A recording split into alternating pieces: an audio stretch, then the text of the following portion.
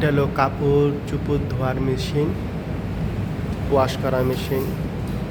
এটার ভিতরে আপনার কাপড় ধোয়া হয়, ওয়াশ করা হয়, আর একলগে শুকানো হয়। মানে কাপড় চোপড় ধুয়ে শুকায় যায় একবারে। অনেক সহজ।